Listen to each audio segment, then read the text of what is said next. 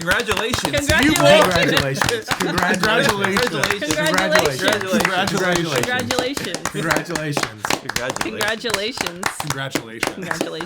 Like, comment, subscribe.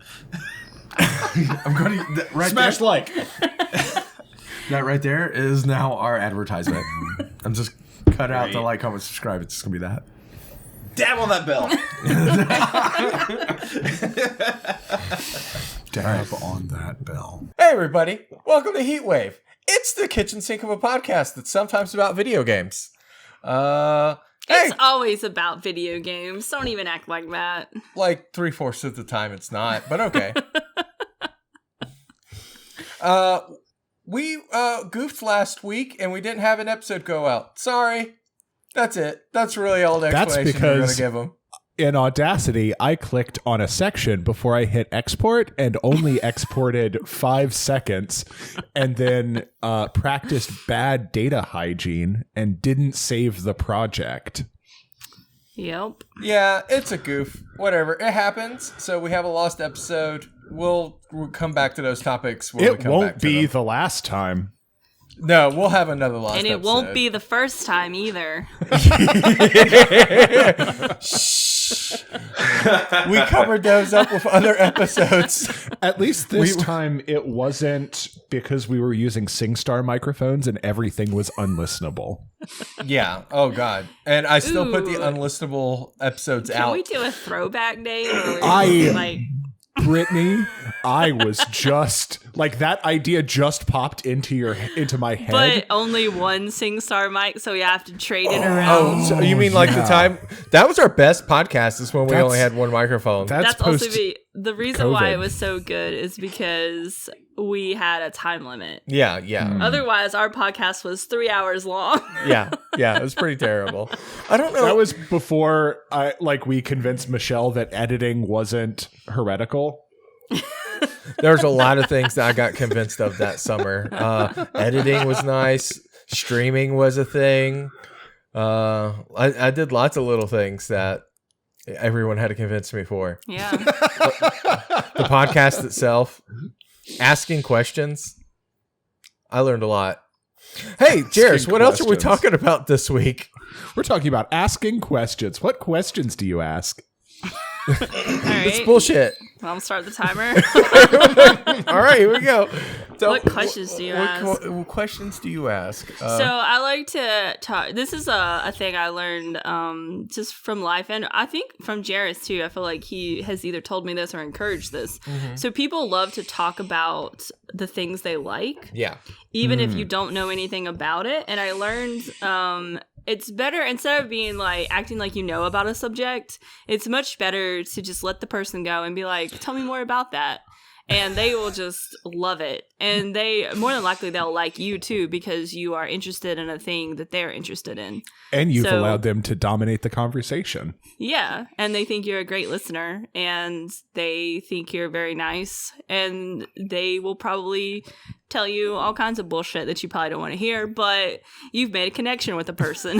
Congratulations. Well, and yeah, that is one of my favorite tricks, or like not tricks. That's no, it's a trick. I can't do it. So at the core of who I am as a human, I believe that everyone is interesting in some way. It's just on me to figure out for myself why they're interesting. So like whenever I meet a new person, even if they're weird or awkward, I'm like, okay, what's your thing? What's your deal? What's the thing that you... Because like the best thing in the world is when someone talks passionately about something that they care about. Mm-hmm. Yeah. So getting to the point of finding that is like one of the great joys. Jairus, you're one of the best people I've ever seen at doing that, at finding the thing that like is interesting about someone. And I've always admired that skill, especially like when we're out in public and I judge the fuck out of someone and then you make them seem cool. Yeah. Well, the inverse of that is sometimes you deploy it on someone who you think is cool, and then 5 minutes into the conversation, they hit like a weird racist landmine, and you're like, fuck. Yeah, whoopsie daisy. I let you talk for 5 minutes, and that's where you went, huh? Shit. Wow, that didn't take long. Yeah, we skipped right to it, huh? I wonder how many like guarded conversations it would have taken to get to that point. So I've been in that boat. My problem is that when I hear someone talk, and if I don't care, it's the most obvious thing in the world. I have stopped listening, and I am thinking you usually about something turn else. away from them and start talking to someone else when that happens. Yeah, I have done it, and it's just it is, and that's why you're like, gotta it's work not on a that. trick, and I was just like, no, it's not a trick. I try it and it doesn't work. I just like someone will start talking to me about working on a car engine, and I will legitimately just be like sigh and then walk away. That's easy. I wish I could even do that. Like, if I have to kind of go into nod my head stands there mode. silently like Buster Bluth, just like trying to neither be seen nor heard, hoping that the conversation is a T-Rex that won't notice him if he doesn't move. I can relate to that. Hutch just vaporizes out of existence. Hutch, I will say that you're really good at just like chuckling and walking away. Oh, good. I thought I was always terrible with that. No, Oh my like, god, you do have a wonderful like goodbye chuckle. It's Yeah. pretty impressive. Yeah. it like has a rises really good this chuckle. certain amount and then balances out, so it's like, It's so friendly. hey, you just did it. It's not a thing I even like knows about, but like, yeah, you've mentioned it before, Michelle. Yeah, and maybe Have you too, I Jairus. don't. Okay. So someone has told me that before. I thought I never really noticed that, but I could see that. I mean, it's like we all have deflection strategies whenever we're in weird conversations that we don't want to be in. And I can tell that Hutch, through the life that he has lived and the brother that he has honed that skill. It's more than him. Yeah, But after living with Hutch for 3 years, I found some other people that he would like to chuckle away from. Chuckle away. Unlike I'm picturing, Knuckles, like- Hutch does chuckle. I'm picturing a meme that says "chuckle away" and it's got Zoidberg like crab handsing and scampering to the yeah. right of the screen. That's what you should be thinking about. When I'm in a conversation that I don't want to be in, I hit them with the generic like, "Oh wow, that's crazy," or whatever. I'll be like, "Wow, what?" And then I don't really know what to say. Man, I wish I could go that far. I'm just like, that's cool. Yeah. I think "huh" is one of my favorite crutch words when it comes to a topic that either I don't care about or know absolutely nothing and can't relate to. Huh. Uh-huh. Huh. Yeah, I'm Okay. I'm trying to use "huh" less because I feel like it's a verbal crutch, much like. Mm-hmm. Oh, yeah, absolutely. Yeah. That's Yeah. totally fair. I might try have to use like over-rotated, less. and now I just say, interesting, when things are not. Which is the same thing. When Which things is- are I not- do that too. It's just Yeah. a different set of sounds. You just added more syllables. Right.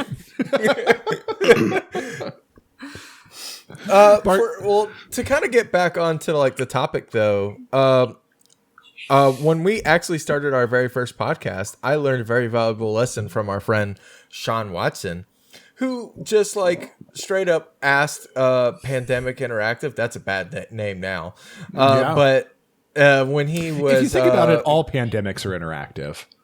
I know. And he was just like, "Hey, can I have a free copy of your game and I'll talk about it on my blog?" And I was just like, "You can do that?"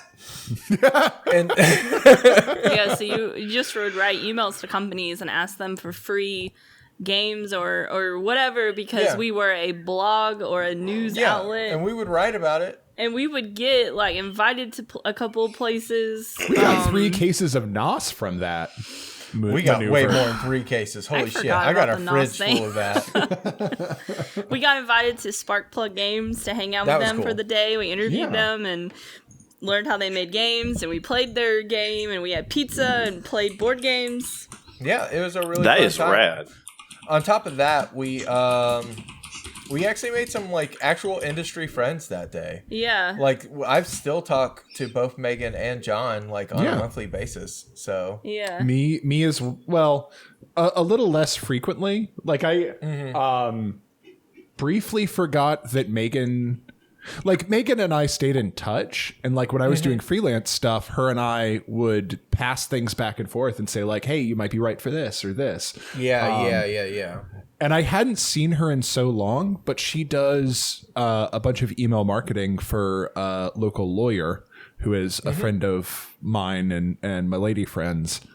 And I think she just actually works for that lawyer's office now. she does, yeah. She she does their a bunch of their marketing stuff, and I like didn't realize that, and then realized that, and then ran into her, and I was like, oh shit, hey, what's up?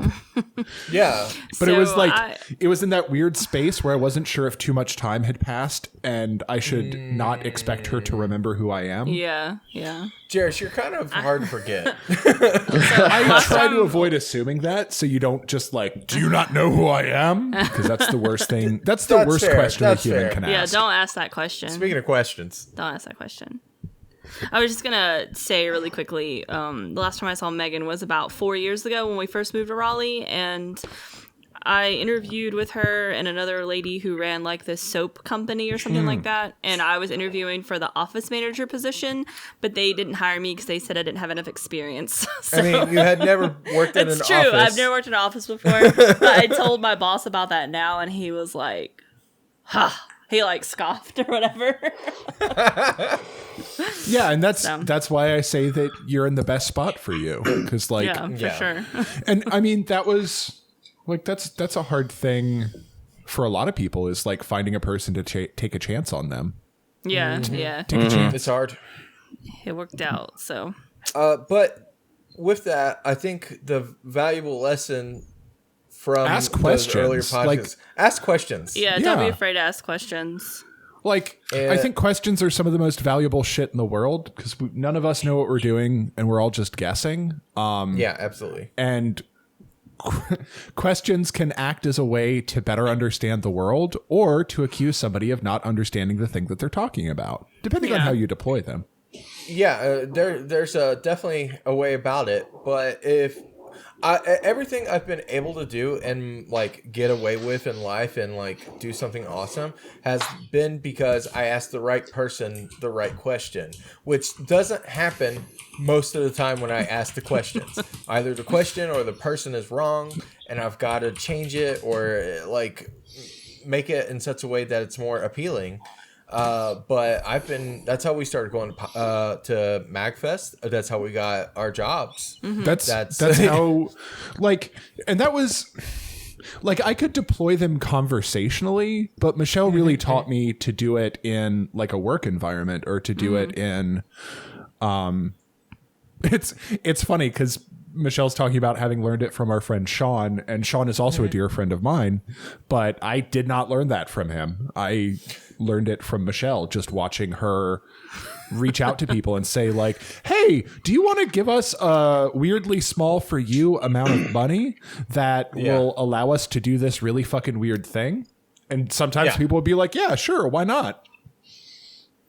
It's surprising how little amount of money we have gotten out of companies and how far we have taken it. Yeah, that's because we're scrappy. That makes me kind of want to watch Fantastic Mr. Fox. Okay. But could see that. just because it's so scrappy. That's funny you Brittany's mention- deflection. Yeah, I can see that. Interesting.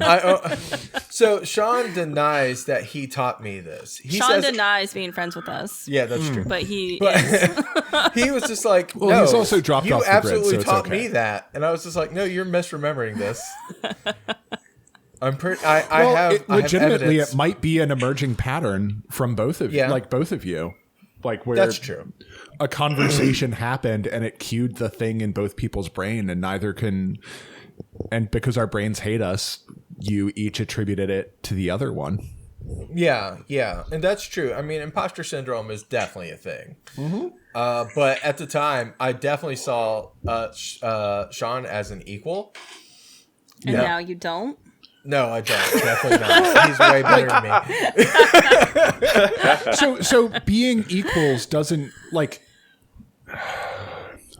In a lot of ways, we're all equals, and part of the thing that I think is important is approaching every situation like you could learn something, and that's just because I am a person who didn't go to college and had to fight for the understanding that I have of the world, rather than getting it cheap by going to college and coming out with $100,000 in student loans. Got college, the concept. Jairus didn't get the cheat sheet. I did the Konami code and just talked to a bunch of clever people. But I mean, like, there's nothing in the world wrong with approaching everything like every conversation or situation like you could learn something or gain a better understanding of the world. And not to get too existential and philosophical, but I think as humans, as conscious beings, our duty is to understand the world better. Yeah, absolutely. And this was a lesson that didn't seem that very valuable at first when I started learning it, of asking questions and whatnot. It just seemed like, well, I should not be scared of getting the no answer. That was the main reason why I never asked the question, I think that's why most people don't ask the question. And rejection is not that bad when it's people you have never met and probably never will meet, and B, who cares? Let them say no. They might say yes though, and the only way to find out is you ask the question. Yeah. And finally, back to the equals but I want thing. them to think I'm cool. Yeah, of course. Yeah. The way that I've Brittany made people think I was cool was by treating them as equals. Yeah, but asking people questions lets them talk and makes them feel cool. So they're like, oh, that person made me feel cool. Maybe they're also cool.